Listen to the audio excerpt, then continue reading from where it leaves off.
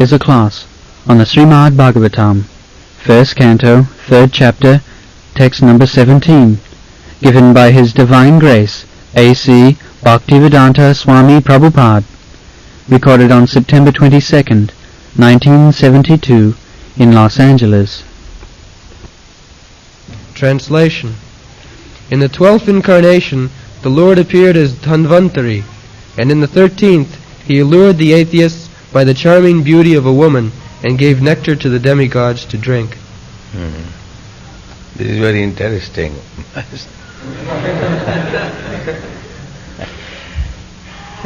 To have very charming wife is not very good. And in your country, you have got all charming wives. Chanakya Pandit says that there are 4 kinds of enemies in family life. These are very experienced version. He says, Mata Shatru. And family means we live with father, mother, wife, children. This is family. In your country, family does not mean father and mother, only wife and children. But in our country, according to Vedic civilization, family is a large conception. Father, mother, brother, sister, sister's son, brother's son. If there is difficulty, one has to sue. So on the whole, father, mother, wife and children, consisting of family. Now, Chanakya Pandit says, in the family there are enemies. How? Rinakarta pita shatru. Chanakya Pandit says, a father who is a great debtor, he is enemy. Because the son inherits the money of the father. Similarly, the law is that if the father dies a debtor, the son becomes responsible to pay the debts. That is the law, Manusangi. I do not know what is law here. I don't think the son is responsible for paying the debts of father. But in India, that is the law. One big barrister, Mr. C.R. Das, his father died insolvent, making debt. So when he became very rich, he called all the creditors and paid 5 to 5. That my father was debtor, you take this money. That is your obligation. Therefore, Chanakya Pandit says, the father who dies a debtor, he is an enemy. Rina karta pita shatru. Rin means debts. Karta means one who has committed so many debts and dies. The father, instead of enjoying father's property, he has to pay the father's debts. So therefore that father is called enemy. Rina karta pita shatru. Mata shatru dicharini.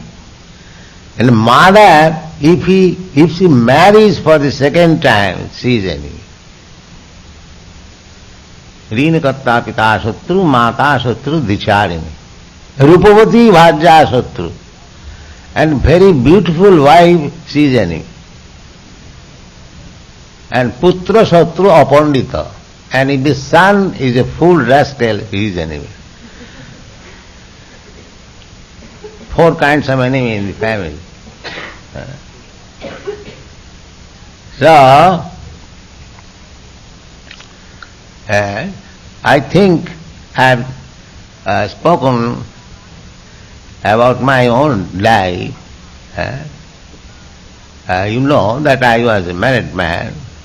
So after being married, I did not like my wife.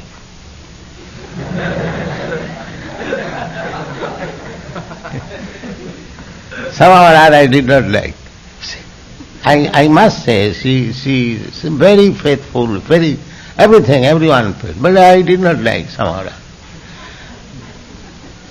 So I was preparing for next marriage. Because in India at that time it was allowed, a man can marry more than one wife. Now the law is there. So my father, he was a saintly person. See, he called me one day and said, "My dear boy, you are trying to marry again. I request you, don't do that. You do not like your wife, there is a great fortune for you."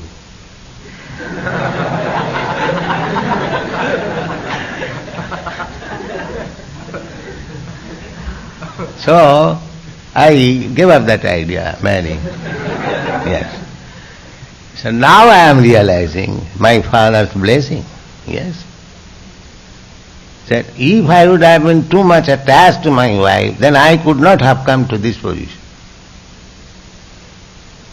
That's a fact.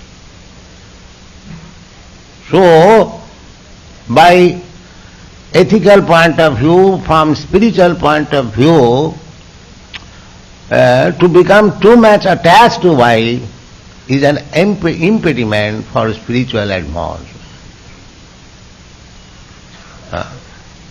Therefore it is said that Annan apayat suran Annan mohinnan mohitam striya. Those who are sura, demigods, they were given the nectar, and others means opposite number of sura or asura, the atheist, or the demons. They were enchanted by the beautiful form of Mohini. Krishna's another incarnation is female, Mohini, charming. So much charming that even Lord Shiva was after the girl. Lord Shiva, he is supposed to be Dhira, but he became charmed and he was after that girl. So when Krishna is already beautiful, but when he takes the shape of an woman, how beautiful he became. We can just imagine. Women are naturally beautiful, they are called fair sex. So, Mohinya. So this Mohini, this attractive feature of woman is advantage and disadvantage also. It requires simply handling, then it is advantage. When Chaitanya Mahaprabhu played this play, Mohini role, Chaitanya Mahaprabhu was playing drama. So Chaitanya Mahaprabhu was very beautiful. He took the part of this Mohini Murti. And she was dancing with the pot of nectar. So all the devotees, they offer their obeisances, because Mohini Murti means God's incarnation. So my dear Lord, this Murti, this form, this charming form is somewhere Rakshasini. Rakshasini means what is called witches or the female demon, and somewhere you are goddess of fortune. So the wife, never mind, generally beautiful wife means everyone's wife is beautiful. Unless one sees his wife beautiful, he cannot become a householder. You see? I think I did not see my wife beautiful.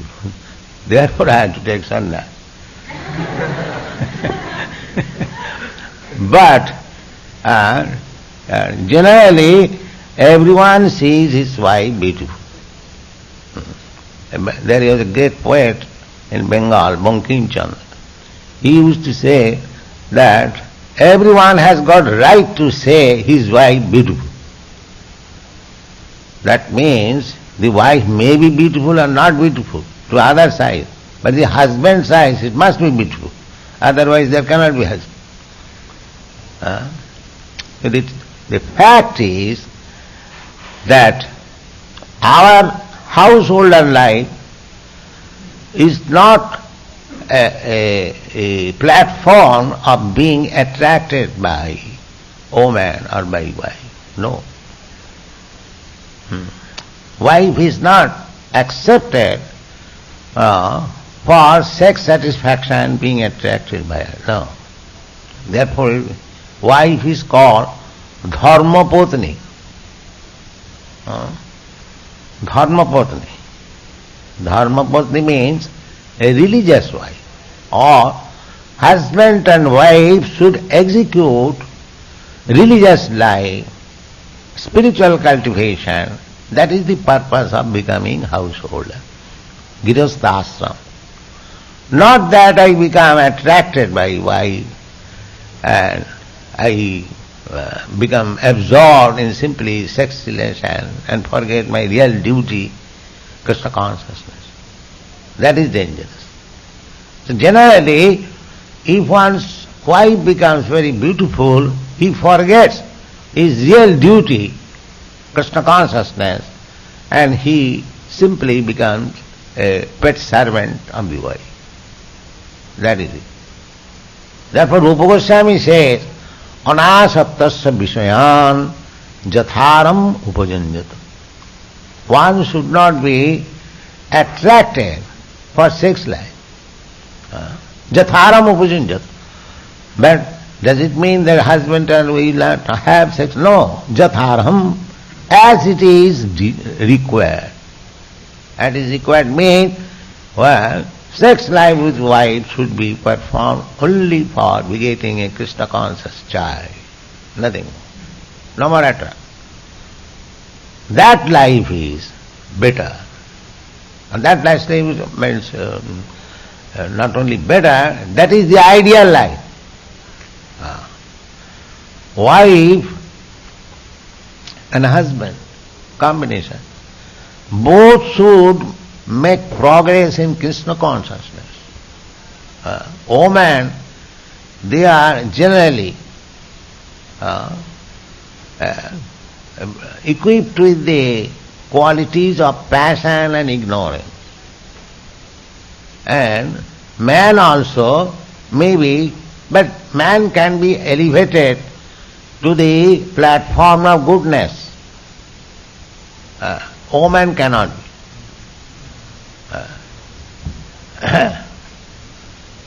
Woman cannot be. Therefore, if the husband is nice and the woman follows, woman becomes faithful and chaste to the husband, then their both life becomes successful.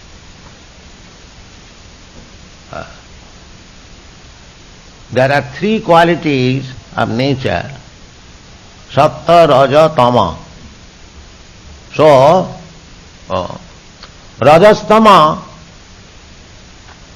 generally, that is the quality of a woman. And man can become to the platform of goodness. Therefore, initiation, Brahminical symbolic representation is given to the man, not to the woman.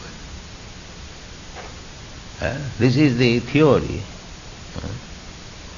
Therefore, the combination should be that the husband should be first class devotee, Krishna conscious.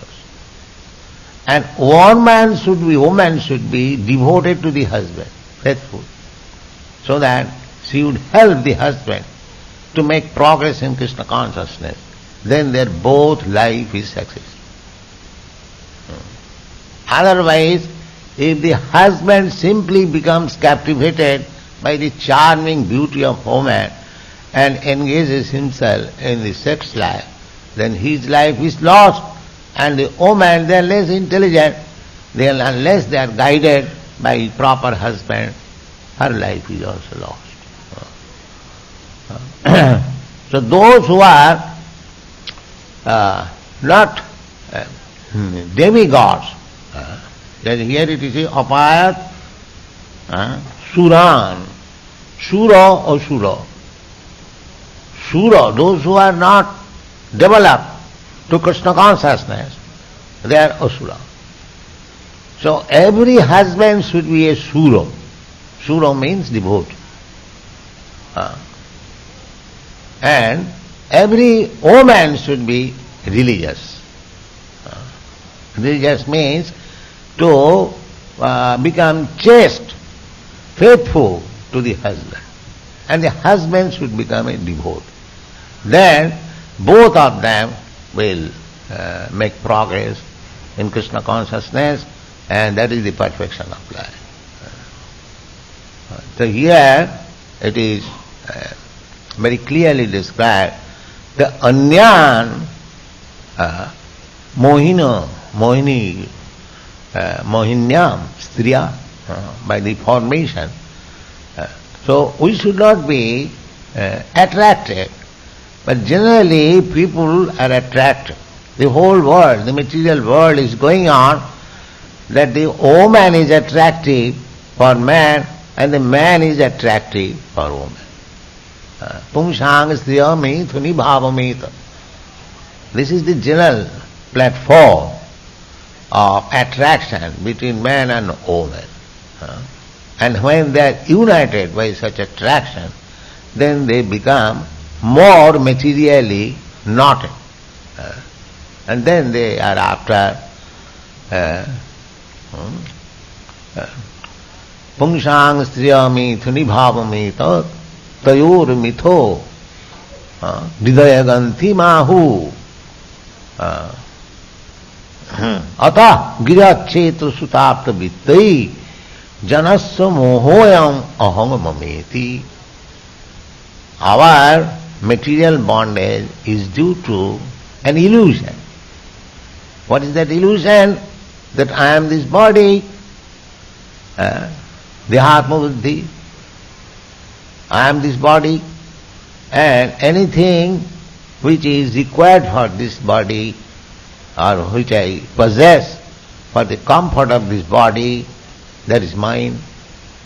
Both of them are illusion, because I am not this body. I am soul, aham brahmasmi, but the illusion is, everyone is thinking, I am this body, I am Indian, I am American, I am white, I am black, I am Brahmin, I am Shudra, I am this, I am that. This is illusion. Therefore, the Vedic system is to save one from this illusion. The first stage of life is brahmachari, to understand the value of life and strictly without any association with woman. That is called brahmacharya. Strictly. So, the whole Vedic system is to convince one that you are not this body, and anything you possess in relationship with your body, they are all illusion. You are spirit soul, part and parcel of God, Krishna. Therefore, your duty is somewhere or other come out of this entanglement of the bodily concept of life and bodily possession. Come out, be free, Brahma Bhuta. Now your position is Jiva Bhuta. Jiva Bhuta means you are thinking that I am a product of this material world. All scientists, all philosophers, they are the same concept, that I am this body. Beyond this body there is nothing. All big professors, scientists, that after this body is finished, everything is finished. But actually that is not a fact. From Bhagavad Gita you understand that na jayate na mriyate. The spirit soul is never born, never dies. it is the body, material body, that takes birth and dies, but spirit soul remains. Dehantaram prapti, tatha dehantaram prapti. It transmigrates to another body, just like we are transmigrating from one body to another. There are so many children here now. They are doing so many things, foolish, but we enjoy because we know that this body is foolish body. Nobody grudges. If a child does something which not to be done, just like most children, they are chewing their thumb. But if you do that, that cannot be allowed. Because your body is different and his body is different. These rascals, they do not understand the simple truth that this body is different from the body of a youth or a boy. They are different bodies.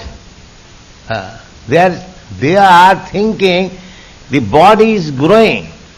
The body is not growing. Body is changing. Just like in cinema, photograph, you see some body is moving, but that is not moving. That is different body, changing the photograph. But because it is shown so swiftly, we see that one body. As soon as the machine is stopped, the body is stopped. Immediately. We have experience. So, these bodies are different bodies. Otherwise, a child does so many things foolishly, and the elderly boy or you, he does not do so. Because the body is different. Why do they not understand? This is called ignorance. The body is different. Similarly, as everyone has got past, present and future, you are all young men, you had your past, you had a child's body, a boy's body, and future you will get a body like me, aged. Similarly, I had my past, I had a youth's body, now I have got aged body, then why not future, another body? This is very common conclusion. And it is given, it is confirmed, not that we are imagining. It is confirmed in the Bhagavad Gita. Tatha dehantaram prapti. As the child is changing body to boyhood, boy is changing body to youthhood. Dehinasmin jatha dehi kaumanang jauvanang jara. And the youth is changing body to old age body. Similarly, the old also will change the body. Again we'll get a small baby's body and again. That is the way of nature. So, every one of us, spirit soul, part and parcel of God. Now, we are embarrassed due to our ignorance. So when this ignorance is moved, we become enlightened, that is called Brahma Bhuta. Self-realization, spiritual realization. Brahma Bhuta Prasannatma. Na sochati, na kankhati, samasarveshu bhuteshu, madhbhakti lavati para. So without being Brahma Bhuta, that I am spirit soul, Krishna consciousness does not become very perfect. If we are in the bodily concept of life, then it is rather difficult. It will take time. Because unless you come to the platform to understand that you are not this body, you are spirit soul, the actual devotional service does not begin. But to the neophyte student, the chance is given to develop this devotional service, Savanam, Kirtanam, Smaranam, Archanam, Bandhanam, Dasam. The method is by constantly being engaged in devotional service, one becomes realized soul, God helps him, Krishna helps him, and then he becomes a perfect liberated soul. Liberated soul means hitya annatha rupam. Now you are working under the designation of this body. Everyone is working under this designation of this body. When we become above the designation of the body, that is our real constitutional position. So, first of all, to realize that I am not this body, and the next stage is that I am spirit soul, part and parcel of Krishna. Therefore, as part and parcel is meant for giving service to the whole, therefore my constitutional position is to serve Krishna. That is perfection of life. Thank you.